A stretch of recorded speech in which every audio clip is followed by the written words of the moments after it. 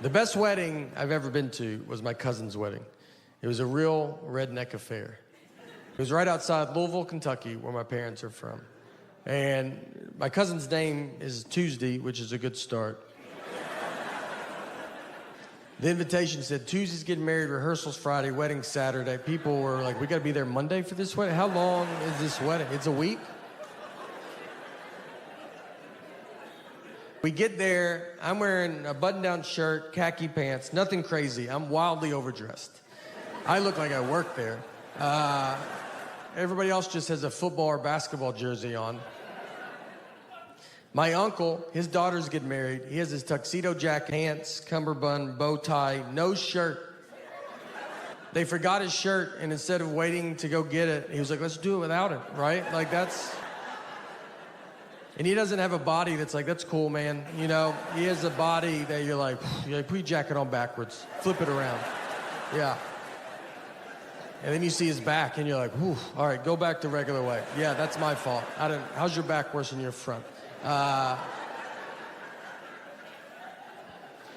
We go into the church, bride and groom. Looks like it's home and away. That's how many jerseys are in there. Guys are drinking beers in the church. Like, that's something I've never heard a pastor be like, guys, could we not drink alcohol in the church? And they're like, oh, didn't know this was the nice part of town. All right. The reception is next door, just at a lady's house, like in her backyard. Like, she doesn't do, she's like, and I do receptions all the time. We were her one and only reception. So we walk over. They took a horse and buggy. The horse was the oldest horse I've ever seen. I thought it was a donkey. I thought they got a deal on a donkey. And the guy was like, this horse was in the Kentucky Derby. Like, the first one that they did? Is that Secretariat's father? How old is this horse, man? You know they lay down, right?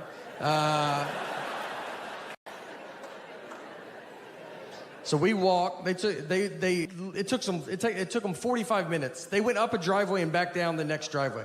They're sweating, almost divorced by the time they get there. The reception, like I said, it's in her backyard. They put plywood on the grass, like side by side, to make a dance floor. Dance just to a radio station on a boombox. Just like 104.5. You would have to stop for weather and traffic updates. There was a punch bowl that was low to the ground, like on a low table. And so I was giving it to kids. I was trying to help out. And then someone was like, that's wine. And I gave it to so many kids. I don't know anything about wine, but I don't think they tell you to pour it into a bowl. Like, that's not... No one's ever like, let's get out of that box, get in a bowl. You know, let's let it breathe a little bit. I got a couple 9-year-olds pretty loose that night. The end of the night comes, everybody's drunk, children, adults, it's across the board. A fight breaks out. We hear some of y'all fight. And I mean, you're sitting there, you got a 50-50 shot. It's not your side of the family.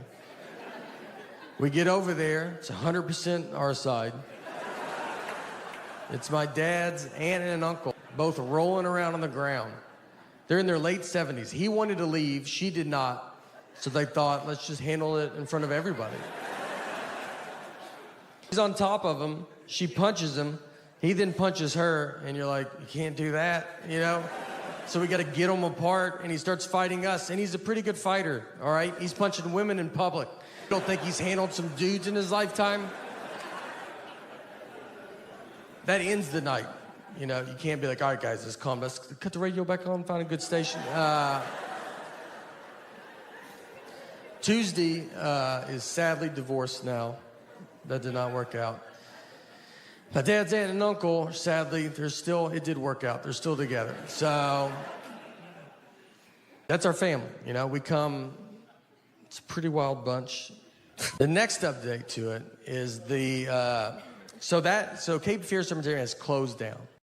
And I know, you guys had a chance to go to it. It is closed. So the guy that owned it, his name is Dean Ripa. I do not know this guy. He was there that day. I saw him that day. I don't know him. I mean, this place will be a part of my life for the rest of my life, and I was there for one day. But, so he was a very original guy. He was his own guy, and You can see there's great stuff on him. There's another thing on Netflix called 72 Deadliest Animals. They interview him in that. There's also great YouTube clips where he would bring like venomous snakes to local Wilmington news channels, and he would barely pay attention to these snakes. He would like have it like on the table, and he's like not even look. They're like, could you grab it maybe more? And he's like, what's that? Like, we didn't even ask you to bring that in, by the way. Do you want me to leave it in the car? What'd you want me? I remember when I was there that day, there's like cages empty, and you're like, is that supposed to be empty? He's like, we're cleaning that, but if you see something, tell us. But I'm pretty sure we're cleaning that one. So the main reason it closed is, sadly, to announce that guy, he has died. He passed away. And it's pretty wild stuff. So how he died, a little different than most. And I'm going to just tell you, and I already know what you're thinking in your head. And his wife shot him. So, yeah, you weren't thinking that, I can tell you that. It's unbelievable. I mean, the odds of this they're definitely higher than if you don't own a snake museum, but there's still... It's insane. So, this all happened after we taped the stand-ups. And so, I was telling an audience who would guess, like, how he died. And so I'm going to just tell you the guesses where people, a steak got him, good guess. Crocodile ate him, solid guess. Someone yelled cancer once, and I was like, what? Like, I don't know if I'd present it like this if I knew the answer was cancer. Let's go around the room, everybody. Guess how he died. Cancer? That guy got it. That was a good guess,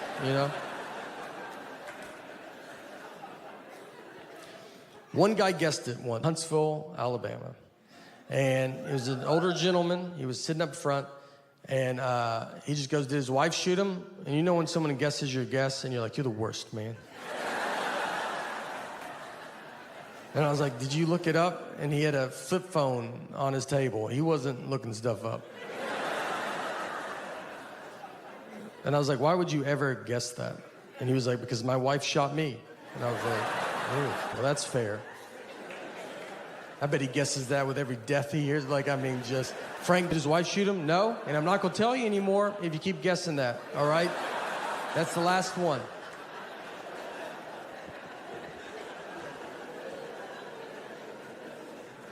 I can be wasteful. And, it's not easy when you travel a lot.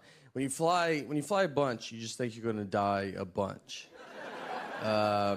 I fly all the time. I was going through security recently, and this lady in front of me told the TSA agent that she was nervous about standing in the X-ray machine.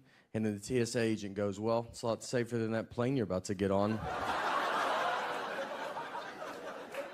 All right. What plane is she about to get on? Do you know something about that plane? Why would you say that?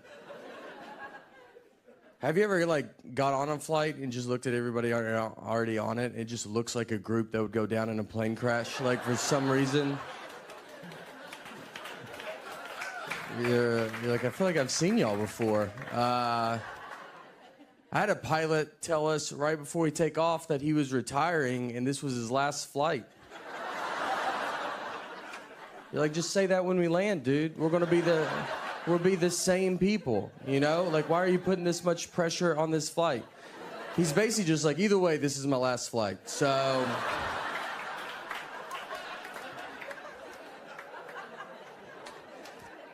I don't even like to change flights because I'm afraid I would change into one that goes down. And that would be so frustrating. Everybody's crying and you're like, you think you guys are upset. I paid $200 extra to get on this flight. You guys are lucky.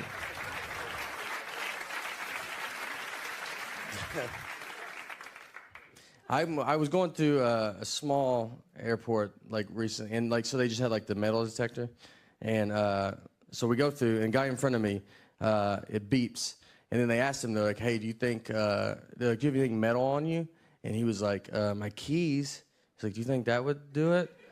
And it was I think that would be the #1 answer on Family Feud of what would set a metal detector off. Keys? We thought he was going to be his knee or something. He's like, keys, do you think? You're like, let's just try it without it and see what happens. When you're married, fighting is open 24 hours. Anytime. We got in a fight recently at 3 a.m. We woke up to get in this fight. And we live in Nashville, and we have a dog that freaks out when it thunders. So it was like thundering. So we have sedatives to give her because there's only so many times you can tell a dog it's just thunder before you're like, just take this. Hope this works. I'm not going to hold you through it, you know. So I wake up, and I had asked my wife, I was like, hey, where are the sedatives at? And she was like, they're at the top of the cabinet. So I go get them. When I get them, I looked at the bottle, and the bottle said they were expired. So I had to like wake her back up. And I was like, hey, these say they're expired. And she was like annoyed. She was like, they're not expired. Those are new pills in an old pill bottle. And I was like, all right, you know, I should have thought of that. That's my fault. I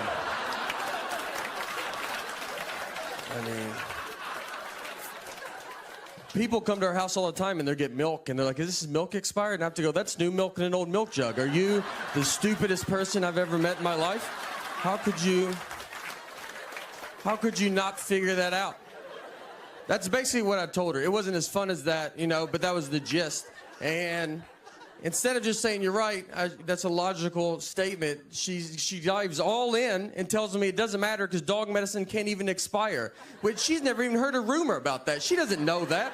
We don't know any dog medicine people. I know who she knows, and we don't know one dog medicine maker that's like texting her like, let me tell you a little secret about dog medicine. We've invented medicine that can't expire. Things are going super well. You've started this new company called the Nateland, Nateland Company. Nateland. And it's a production company. You're making family-friendly comedy specials on YouTube right now. Yeah, right now the Showcase is on Nateland Entertainment. It's the Showcase is Nateland? out. Nateland Entertainment. But then you tell us it's Nateland. Nateland. I say Nateland. No, you didn't. When? I think you said Nateland. I said Nateland, and you go Nateland. And I go, oh, was I saying it wrong? Well, that might be my accent. That shouldn't count as me mispronouncing. You should be able to read through and go, he doesn't even know what he's talking about. Like that's... No, I just didn't know if I was saying it wrong. I want to make sure I'm saying it correctly. I don't think anything I say you're probably said it right. I told you, I think you say our last name correct with Bargatze, and I think we say it wrong as a family. Bargatze. For years, I've been calling you Nate Bargatze. Yeah, and I just went with that because you were so big, it was easier just to... It's just easier to do whatever you choose. You go. I don't want to name you, though, but your name's Nate Bargatze. Mark Maron once called me Nick, and I was like, I'll just be Nick. Like, it was enough people that was Nick. I was like, I'll just go with whatever's out there.